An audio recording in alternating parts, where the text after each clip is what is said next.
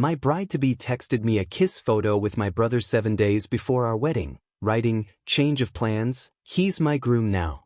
I met Sophia at my cousin's wine tasting event 2 years ago, and she immediately caught my attention with her sophisticated knowledge of contemporary art and her elegant way of discussing gallery exhibitions. I'm a software engineer in Portland, 29 years old, making decent money developing applications for mid-sized companies, and I'd never met anyone quite like her.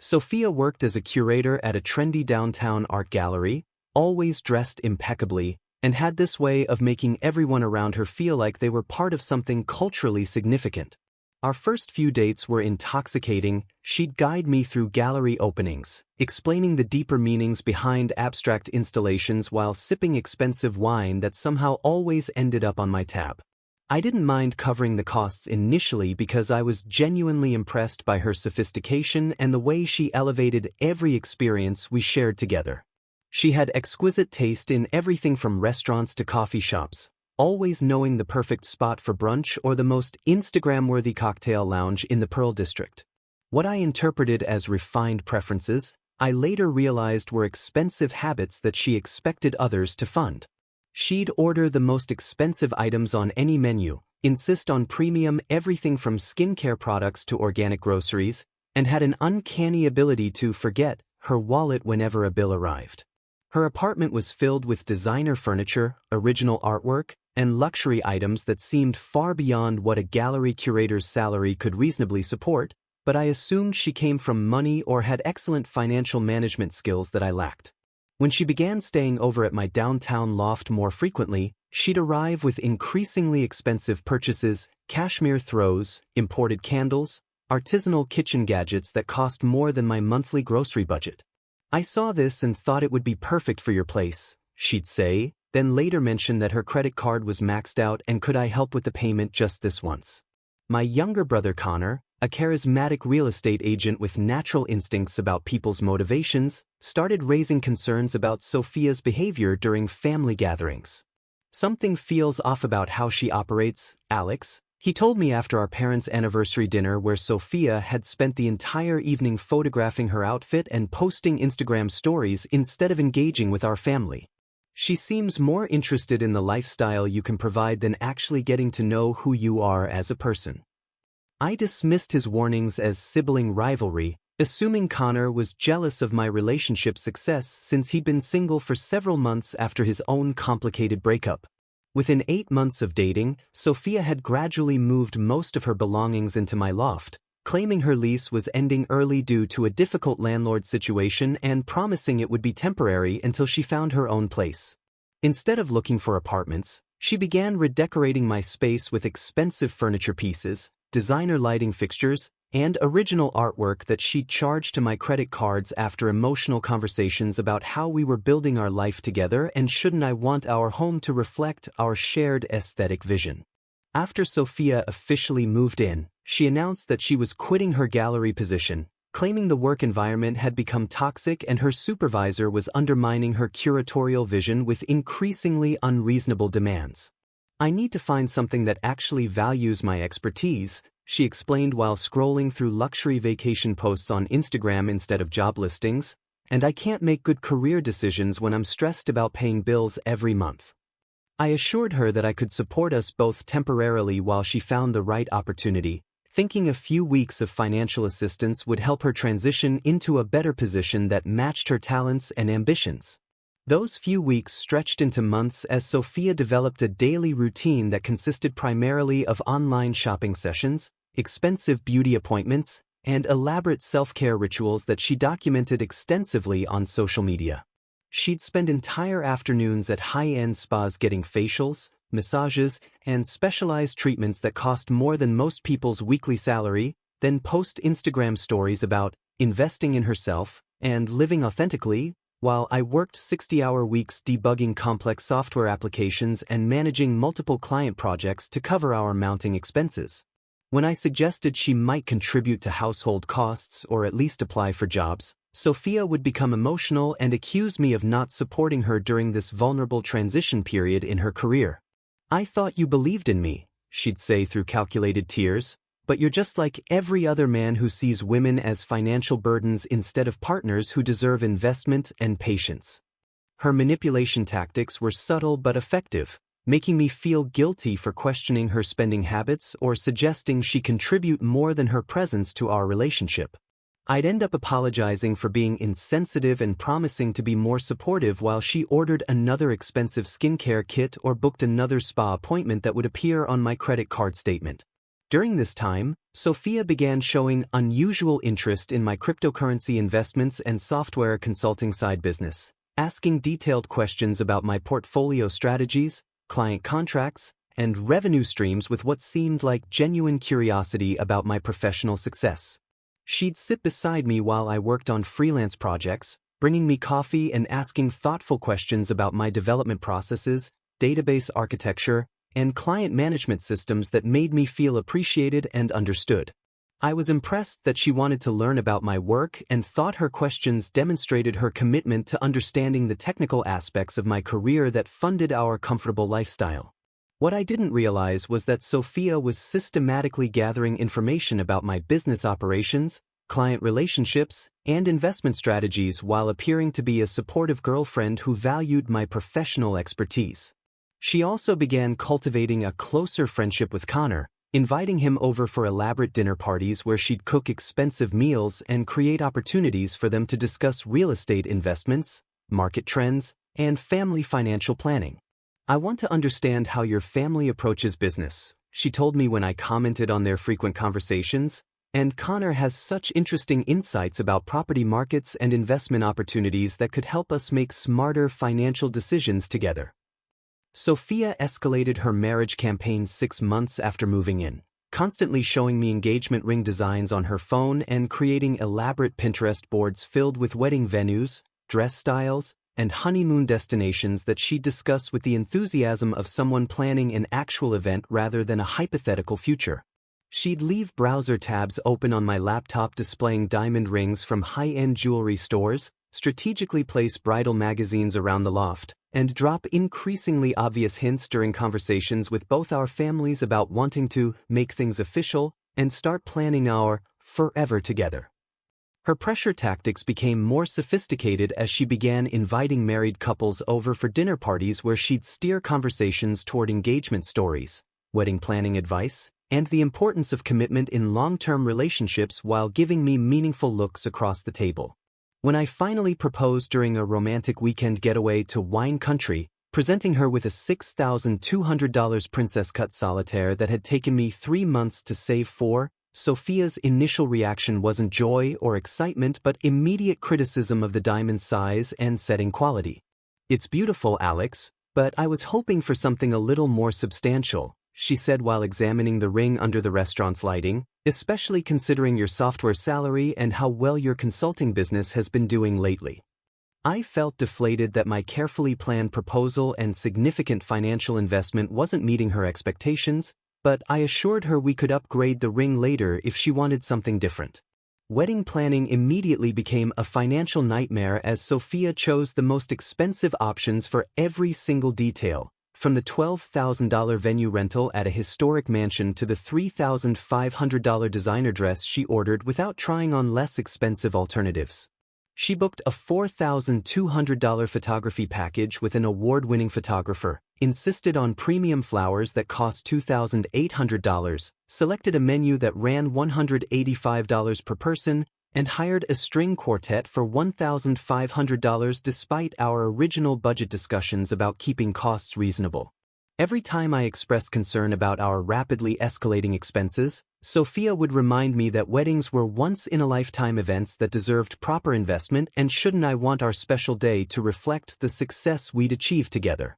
The total wedding cost approached $45,000, nearly draining my emergency savings and requiring me to take on additional freelance projects to cover the deposits and vendor payments that Sophia scheduled without consulting our budget spreadsheet. During this intense planning period, Connor began acting strangely around both of us, making cryptic comments about me rushing into major life decisions, while simultaneously offering to help with wedding logistics and vendor negotiations in ways that seemed overly involved for a groomsman. He'd show up at our loft unannounced to discuss ceremony details with Sophia, spend long phone conversations with her about catering options and venue layouts, and volunteer to handle vendor communications that I assumed was brotherly support but seemed unusually invested in wedding planning specifics. "Connor's been so helpful with everything," Sophia would tell me after their private planning sessions. "He really understands the importance of making our day perfect and has such great ideas about how to manage all these vendors and coordinate the timeline efficiently."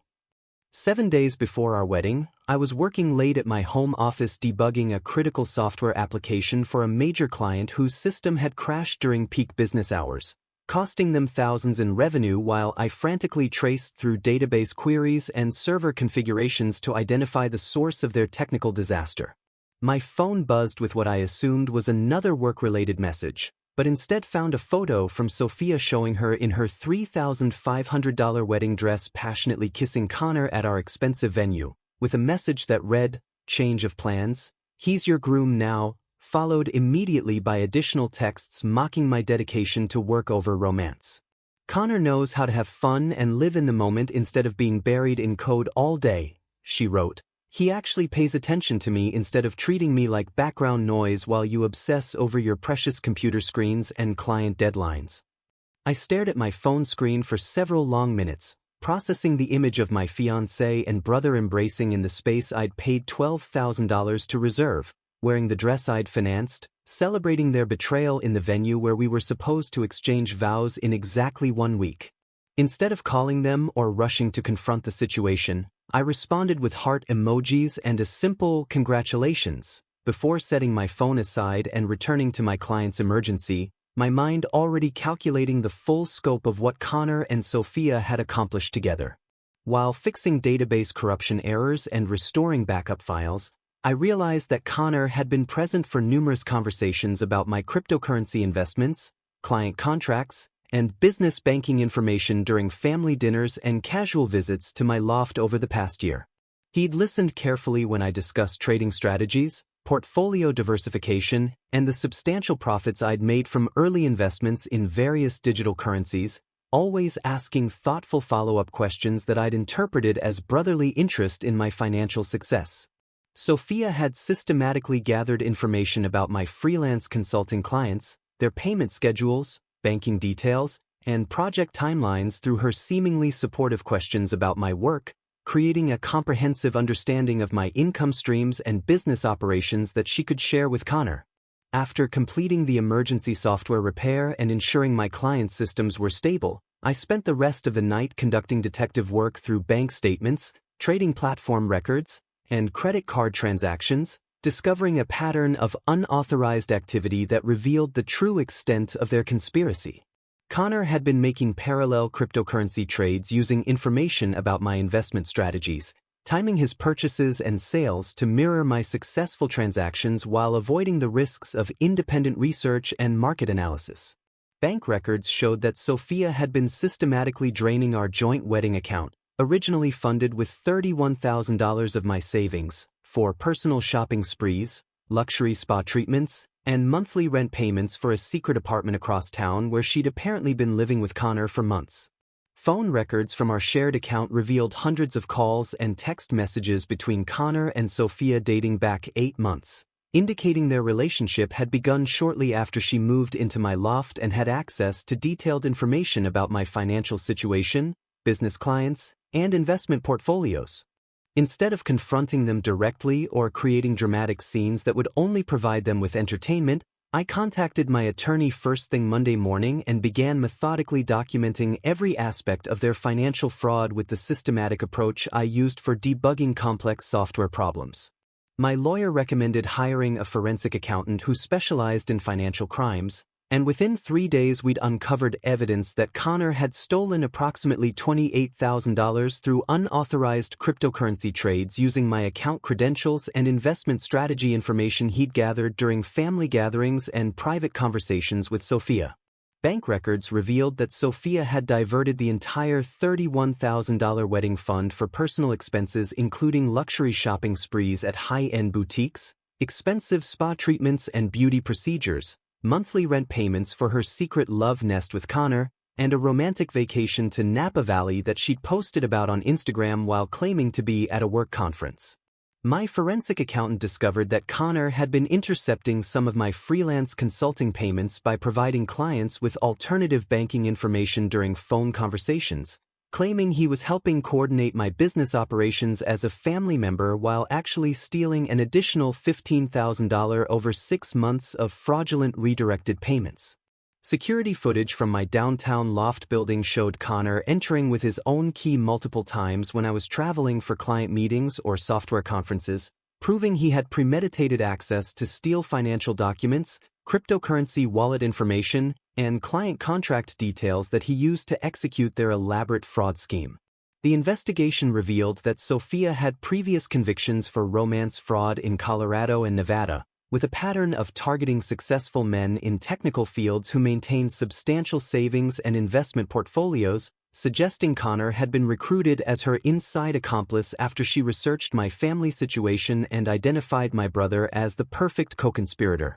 Court records from her previous cases showed similar patterns of moving in with victims, gathering financial intelligence, recruiting family members or close friends as accomplices, and executing coordinated theft schemes while maintaining romantic relationships as cover for their criminal activities. My attorney discovered that Connor and Sophia had opened joint credit cards using my personal information and forged documents, accumulating $12,400 in charges for furniture, electronics, and luxury items for their secret apartment while planning to abandon me with the debt after their wedding ceremony. Email records subpoenaed from Sophia's accounts revealed detailed discussions with Connor about my work schedule, travel plans, client meeting dates, and banking routines, indicating months of careful surveillance and planning to maximize their access to my financial resources while minimizing detection risks. Text messages between them included mockery of my trusting nature, jokes about how easy it was to manipulate me through emotional conversations, and specific strategies for extracting more money before executing their final betrayal and disappearing with my life savings and business assets. I filed comprehensive criminal charges for conspiracy, fraud, theft, and identity theft while simultaneously launching civil suits to recover all stolen funds plus damages for emotional distress, business losses, and legal expenses that would ensure they faced consequences far beyond simple reimbursement for their crimes. My attorney coordinated with prosecutors to time the arrests for maximum impact, scheduling them to occur during Connor and Sophia's impromptu wedding ceremony at the historic mansion venue that I'd paid $12,000 to reserve, ensuring their betrayal would be interrupted by handcuffs and criminal charges in front of 50 confused wedding guests who'd expected to witness a romantic celebration. The police arrived just as Connor and Sophia were exchanging vows they'd written about true love and lifelong commitment, with officers reading them their rights and placing them in handcuffs while their stunned families watched the bride and groom being led away in custody still wearing their formal wedding attire. Local news stations picked up the story because of the dramatic timing and Sophia's history of romance fraud across multiple states, with reporters describing it as one of the most elaborate wedding day arrests in recent memory while broadcasting footage of the handcuffed couple being escorted to police vehicles. The tech community in Portland, where I'd built a solid reputation through years of reliable software development and ethical business practices,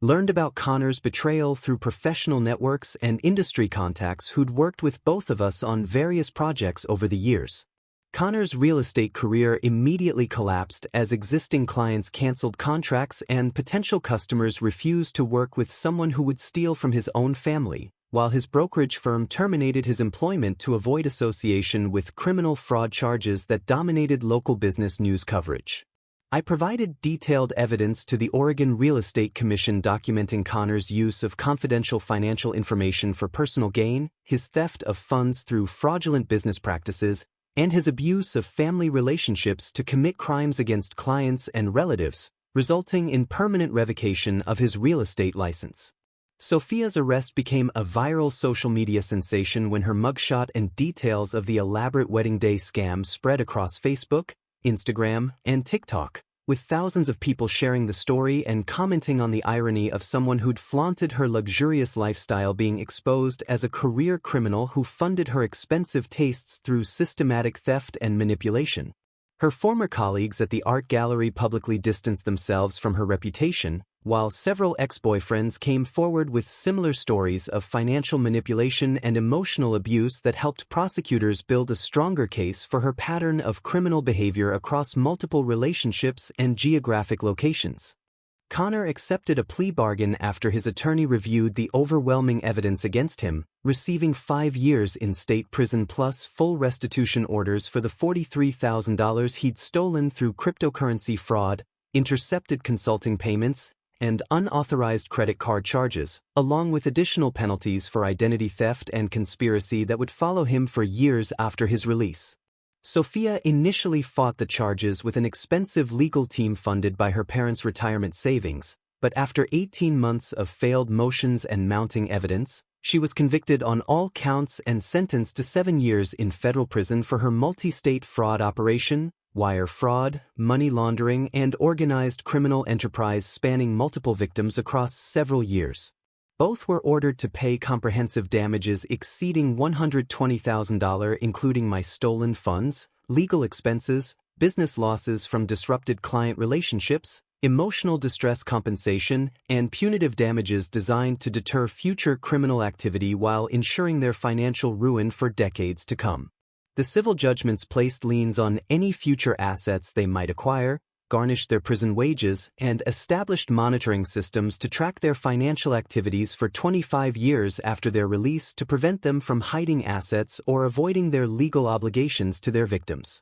After serving 4 years of his sentence, Connor began making desperate phone calls and writing pathetic letters from prison, claiming the experience had transformed him into a better person who finally understood the magnitude of his betrayal and desperately needed family forgiveness to rebuild his life after release. His messages alternated between self-pity about prison conditions, elaborate apologies for his crimes, promises to spend the rest of his life making amends, and increasingly frantic pleas for me to provide character references for his parole hearings and help him find employment despite his felony record and destroyed reputation in the business community. I recorded every phone conversation where Connor detailed their fraud scheme with remarkable specificity, describing how they'd planned each theft, coordinated their lies, and celebrated their successful manipulation of my trust while spending my money on their secret apartment and romantic getaways. These recordings provided his parole officer with clear evidence that Connor was attempting to manipulate his primary victim through emotional appeals and false remorse,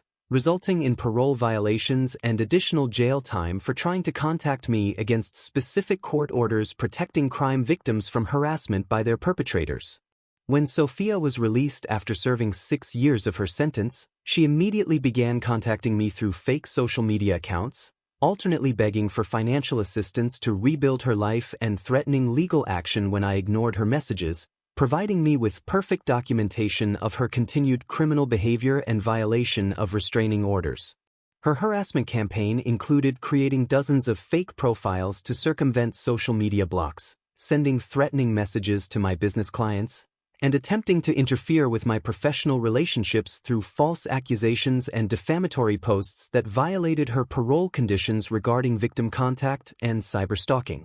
I provided all evidence of her post-release criminal activity to her parole officer and local prosecutors, resulting in her return to federal custody for an additional 3 years while facing new charges for harassment, cyberstalking, and violation of court-ordered victim protection measures. Meanwhile, I rebuilt my life completely by expanding my software consultancy into a thriving business with 12 employees, purchasing a luxury home in the Portland Hills with panoramic city views, and eventually marrying Emma, a brilliant software engineer who earned her own substantial income developing security systems for financial institutions and shared my passion for cryptocurrency investing and technological innovation. Emma and I built our relationship on mutual respect, shared goals, and genuine partnership where both of us contributed equally to our success, traveling the world for technology conferences, collaborating on profitable software projects, and creating the kind of life that Connor and Sophia had tried to steal but could never have achieved through their own efforts and abilities.